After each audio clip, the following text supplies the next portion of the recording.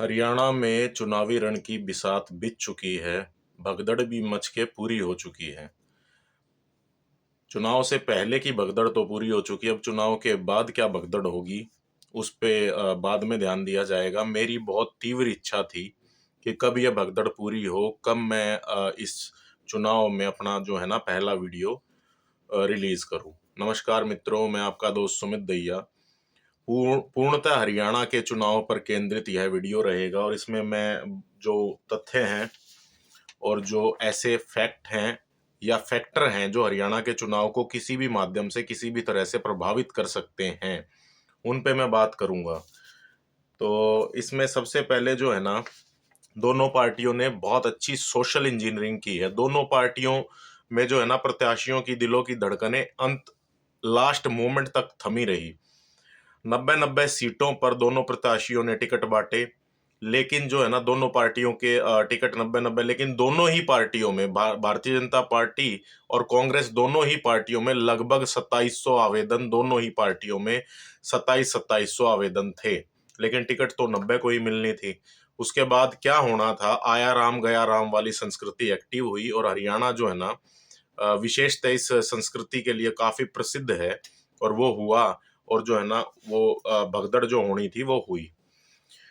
मेरे बहुत सारे दोस्त ऐसे हैं हरियाणा के, मेरे लॉ के क्लासमेट्स हैं, उन्होंने बड़े मुझे मैसेज किए कि भाई अब जब भगदड़ मची है तो आप वीडियो नहीं बना रहे, आप कुछ बोल नहीं रहे। तो मैंने कहा कि भगदड़ पूरी हो जाने दो, उसके बाद बताता हूँ कि भगदड़ क्यों मची।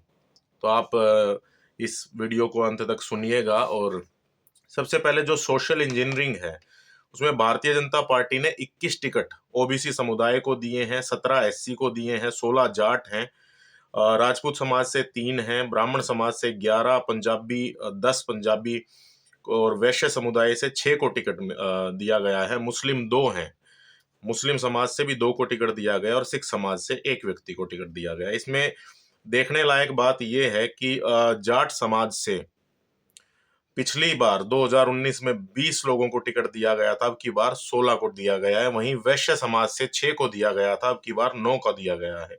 तो जो ब्राह्मणों का जो उसमें हिस्सा है, वो पिछली बार 7 था और अब की बार 11 है। तो ब्राह्मणों का और जो है ना ओबीसी समाज का जो है ना हिस्सा इसमें बड़ा है और लगभग 10 महिलाओं को इसमें टिकट दिया गया है। तो आपको पता ही है कि दलित और जाट की जो पॉपुलेशन है, वो लगभग दलित जाट और ओबीसी की पॉपुलेशन लगभग 82% है हरियाणा में। तो जो कॉम्बिनेशन है वो शैलजा और हुड्डा का कांग्रेस में जाट और दलित का कॉम्बिनेशन है।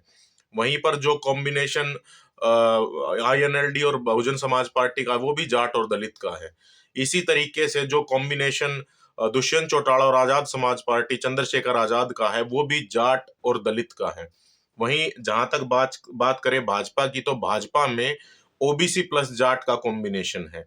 ओबीसी मुख्यमंत्री, ओबीसी प्रधानमंत्री, आदिवासी राष्ट्रपति और ओबीसी बहुत सारे अन्य स्टेटों में भी बड़े नेता ओबीसी हैं और हरियाणा में विशेषतः ओबीसी समाज को इसीलिए प्रतिनिधित्व अधिक बढ़ा के दिया गया है।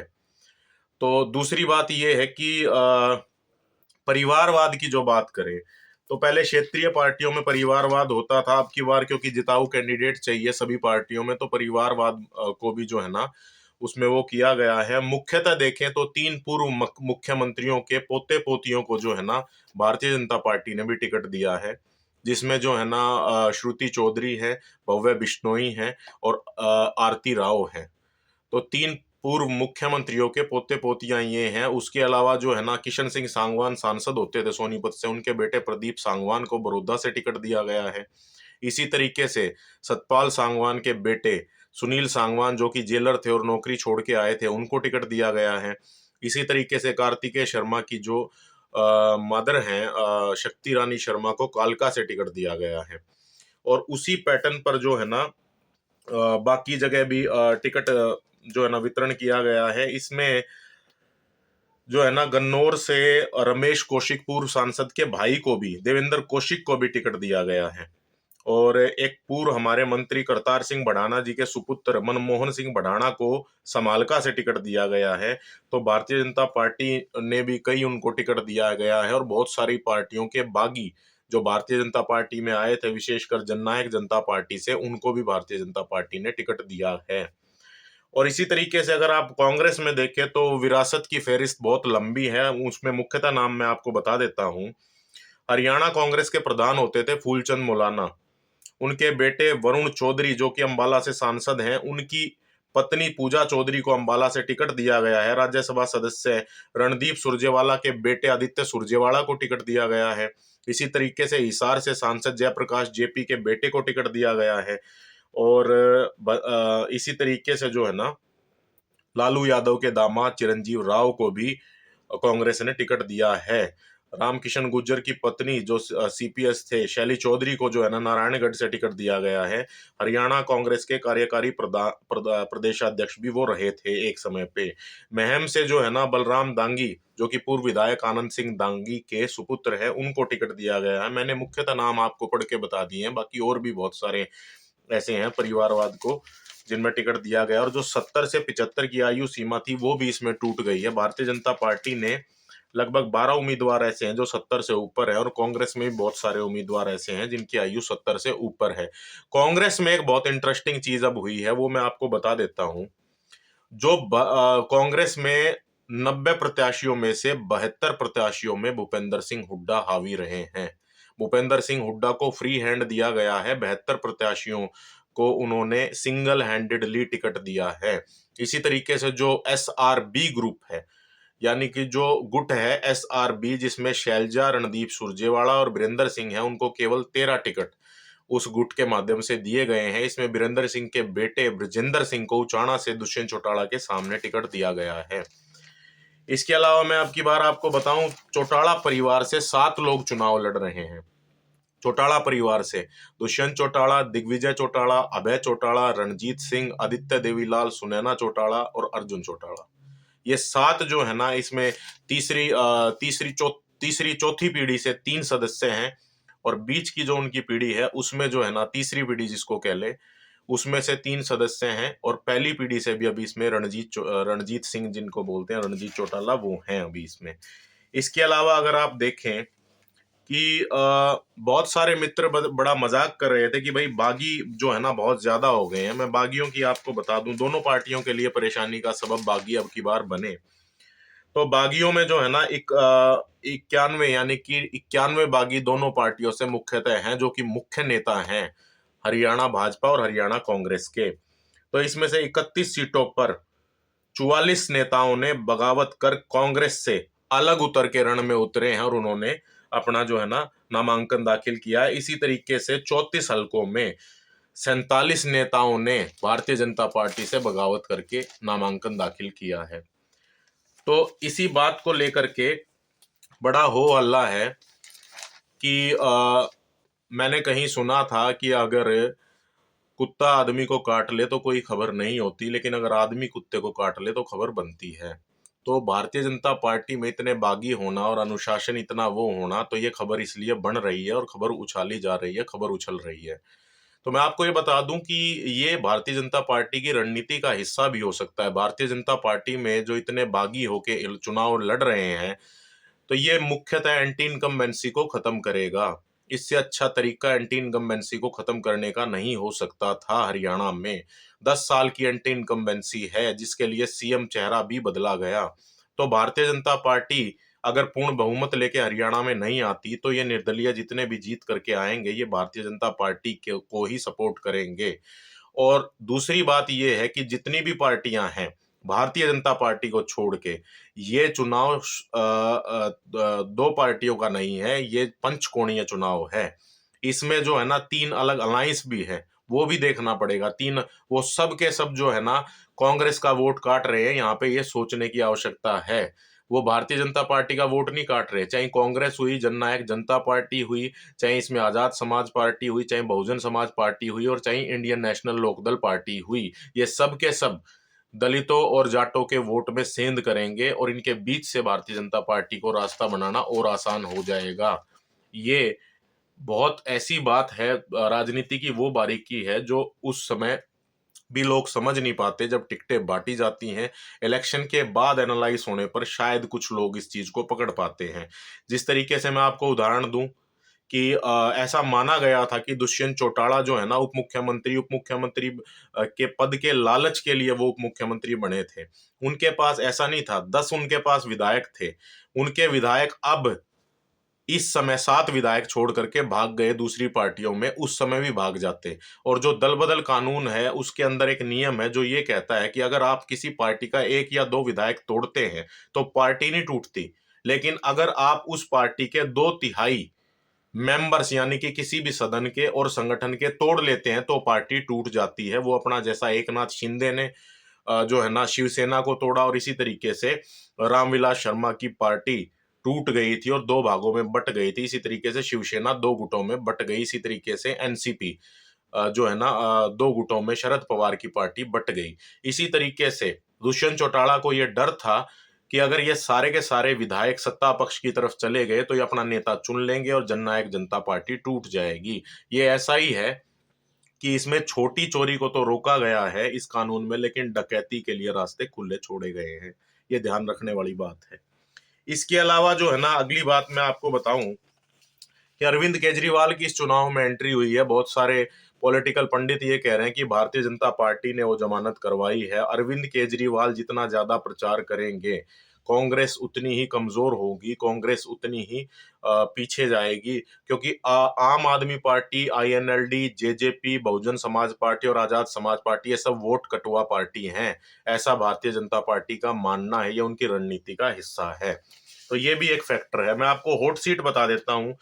लाडवा हॉट सीट तो है ही है, उचाना हॉट सीट है, ऐलनाबाद अभय सिंह चौटाला की सीट हॉट सीट है, जुलाना विनेश फोगाट की seat hot seat, Tosham hot seat है, श्रुति चौधरी की, अटेली से आरती राव हॉट सीट है, आदमपुर से भव्य बिश्नोई की हॉट सीट बनी हुई है, कलायत कालका, अंबाला कैंट और कैथल। अंबाला कैंट से कहते हैं अनिल विज का आखिरी चुनाव है। कैथल से रणदीप सुरजेवाला के बेटे ने नामांकन दाखिल किया। ये हॉट सीट बनी हुई है। कलायत से जयप्रकाश जेपी के बेटे लड़ रहे हैं और कालका से कार्तिकेय शर्मा की मदर शक्ति रानी शर्मा इलेक्शन लड़ रही हैं। तो ये हॉट सीट बनी हुई है, ये इस चुनाव की हॉट सीट है। इसके अलावा अगर आप देखें कि इसमें देखने लायक बात यह है कि प्रधानमंत्री जी की पहली रैली कल हुई है। प्रधानमंत्री जी की जो रैली हुई है उसमें उन्होंने ये बताया है कि किस तरीके से वो हरियाणा में किसानों को लाभ पहुंचा रहे हैं। 3,000 रुपए की यूरिया के कट्टे की जो वैल्यू है वो हरियाणा में 300 रुपए में किसानों को उपलब्ध कराया जा रहा है। इसी तरीके से उन्होंने ये बताया है कि किसान सम्मान निधि के माध्यम से 3 करोड़ किसानों के खातों में 3 लाख करोड़ के आसपास वो पैसा जमा हो चुका है और हरियाणा के किसानों को भी लाभ मिल रहा है। इसी तरीके से हरियाणा एकमात्र ऐसा राज्य है जहां 24 फसलों पे को जो है ना एमएसपी पे खरीदा जा रहा है। और इसी तरीके से उन्होंने गिनवाया ये सारी चीजें उन्होंने कि किस तरीके से जो है ना हरियाणा अगर डबल इंजन की सरकार को तीसरी बार चुनता है और जिस तरीके से देश ने तीसरी बार नरेंद्र मोदी जी को मौका दिया है, उसी तरीके से भारतीय जनता पार्टी को अगर तीसरी बार मौका मिलता है तो वो किस तरीके से जो है ना क्या क्या काम जो है ना आगे बढ़ाएंगे और विकास कार्यों को और ज्यादा गति देंगे, ये उन्होंने बताया। आप देखिए राहुल गांधी ने क्या कहा है फॉरेन में जाके। राहुल गांधी ने सिखों का अपमान किया कि सिख गुरुद्वारे में जाने के लिए स्वतंत्र नहीं है। सिख जो है ना वो अपनी पगड़ी पहनने के लिए, सिख जो है ना अपना कड़ा पहनने के लिए भारत में स्वतंत्र नहीं है। इसका मूलतः सिखों ने ही विरोध किया, एसजीपीसी ने भी इसका विरोध किया है। और जो है ना बहुत सिख समाज का इस बात के ऊपर विरोध झेलना पड़ा।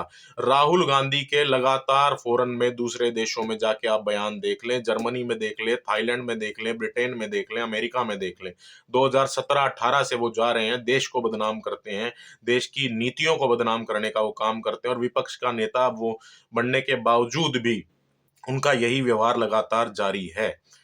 तो उन्होंने न केवल ये कहा, उन्होंने आरक्षण को खत्म करने की बात भी कही है। इससे कांग्रेस का जो असली चेहरा है वो बेनकाब होता है। उन्होंने कहा है कि अगर देश स्थिर होता है, देश में ठहराव आता है, तब शायद आरक्षण को खत्म करने की सोची जा सकती है। उन्होंने ये भी कहा है, महिलाओं का भी अपमान किया कि आरएसएस और भारतीय जनता पार्टी की सोच सोच महिला विरोधी है। वो भूल जाते हैं नारी शक्ति वंदन अधिनियम के माध्यम से और अन्य बहुत सारी पॉपुलर योजनाओं के माध्यम से भारतीय जनता पार्टी ने नारियों को, महिलाओं को सशक्त करने का बहुत सारे काम किए हैं, वो इस बात को भूल जाते हैं। तो उन्होंने ऐसी बयानबाजी की है जो लगभग गुरु पतवंत सिंह पन्नू से मिलती-जुलती उनकी भाषा रही है, देश विरोधी तत्वों से वो वहाँ मिल रहे हैं। और जम्मू कश्मीर में उन्होंने 370 आर्टिकल को बहाल करने की बात कही है, पाकिस्तान से दोबारा बातचीत और पाकिस्तान से दोबारा व्यापार खोलने की उन्होंने बात वहाँ पर कही है। तो ये उनका असली चेहरा और कांग्रेस का कल्चर रहा है। वहीं भारतीय जनता पार्टी विकास के अपने काम गिनवाती है, अगले विकास के काम किस तरीके से होते हैं, उन पे बात करती है। किस तरीके से जो है ना, एक सामान्य आदमी, एक आम आदमी, एक जो जो सबसे जो अंतिम पंक्ति में अंत्योदय के माध्यम से किस तरीके से उसके जीवन में परिवर्तन लाना है, ये भारतीय जनता पार्टी का मूल विचार होता है। तो अब देखना बड़ा दिलचस्प होगा कि हरियाणा में ऊँट किस करवट बैठता है। हरियाणा की जनता किसको मौका देती है। लेकिन मेरा ऐसा मानना है कि अहीरवाल में भारतीय जनता पार्टी बहुत अच्छी स्थिति में है। वहीं कांग्रेस की जहाँ तक बात है, तो जो जाट बेल्ट कही जाती है, वहाँ कांग्रेस अच्छी स्थिति में है। जो रोहतक हुआ, सोनीपत हुआ, भिवानी हुआ और कुछ जो सीटें उसमें हिसार की हुई, वहाँ कांग्रेस अच्छी स्थिति में है। इसी तरीके से जाट बेल्ट में मेरा ऐसा मानना है कि भारतीय जनता पार्टी बहुत अच्छी स्थिति में है, जीटी रोड बेल्ट पे। जीटी रोड बेल्ट जो है ना, जीटी रोड और अहीरवाल में भारतीय जनता पार्टी की स्थिति अच्छी है। वहीं जो है ना, जाट बेल्ट जो है और जो अंदरूनी मतलब सेंटर हरियाणा के जो इलाके हैं, उसमें कांग्रेस अच्छी स्थिति में है। तो ये बड़ा देखना दिलचस्प होगा कि वोट कटवा जो पार्टियां हैं, जिनका वोट प्रतिशत बहुत कम है, वो पार्टियां शहरी और ग्रामीण इलाकों में किस-किस पार्टी का कितना-कितना वोट काटती हैं और निर्दलियों का जो है ना एक फैक्टर है, वो किस तरीके से किस पार्टी के वोट काट के किस पार्टी के लिए रास्ता बनाता है। तो ऐसी वीडियो और भी जो है ना हरियाणा चुनाव पे मैं बीच में लाता रहूँगा और चुनाव के बाद भी उसका विश्लेषण होगा। आपसे ये उम्मीद है कि कि इस वीडियो को जो है ना और भी शेयर कीजिए। जितना ज़्यादा हो सके लोगों तक पहुँचाने का प्रयास कीजिएगा। बहुत-बहुत धन्यवाद।